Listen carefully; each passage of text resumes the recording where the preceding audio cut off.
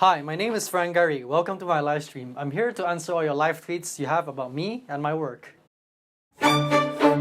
Roll 'em. Go. Action. So the first live tweet is from Gabe the Babe. His question is, can you explain what is computational design through your own eyes?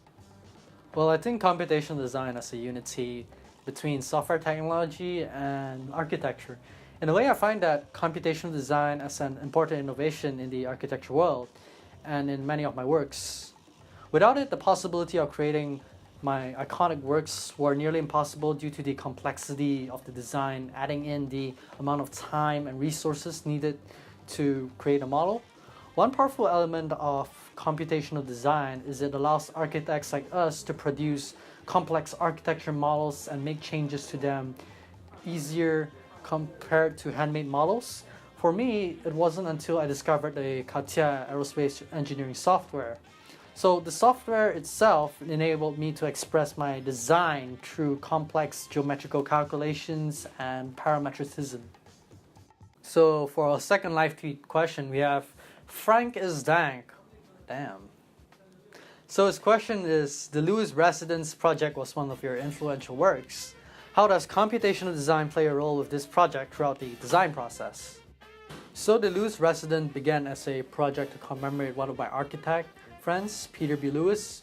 It was also used to look into collaborative exploration of forms and ideas of other architects. You can say that the project's design was influenced by the research of other projects I was working on throughout the period, such as the shape of the Japanese carp, which was later incorporated into the design. So the initial design of the residence was something like a Palladian villa model, which holds a more regular composition. It was until I discovered the CATIA software, which allowed me to change the initial design into another design constructed through a complex collection of individual curves and then into a fluid and organic form, something like the constructivism architecture. In the end, being introduced to the CATIA software was a major contributor on how the Lewis Residence came to be. So for our third live tweet question from Twitter user Philip McCrevis, he asked, getting back to the modern society, the Louis Vuitton Foundation, or the Foundation Louis Vuitton, was one of your recent works that took around 5 years to be completed. How were you inspired to create this project?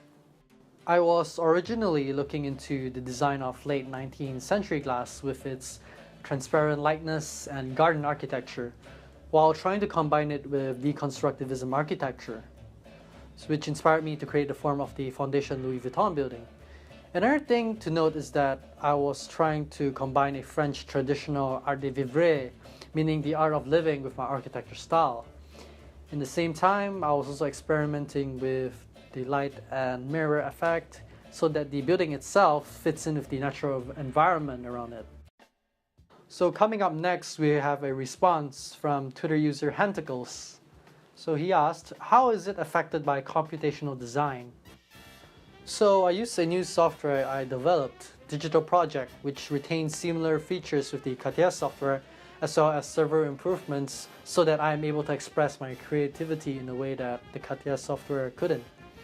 By the way, do you know that the glass that was used to construct the surface and the roof of the building had to be made from a special furnace so that it is able to support the structure of the building's surface?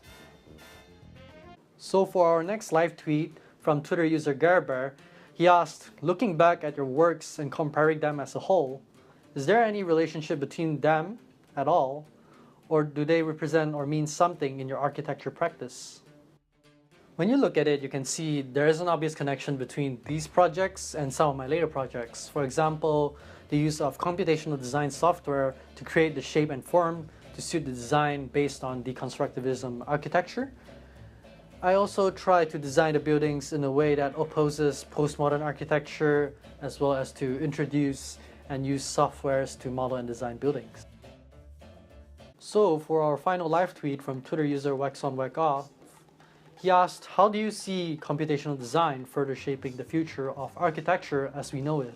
That is rather an open question. I don't see a huge movement that computational design could bring in the future, but there is still a possibility to bring in new ideas into architecture. Computational design has already greatly affected on how architecture is practiced today. For example, many architecture firms now use software such as Rhino and Grasshopper to design building models. The ability to customize a building or an object's design through parametricism and algorithm to create lines and curves is something so powerful because it can generate and create complex design that cannot be done through hand.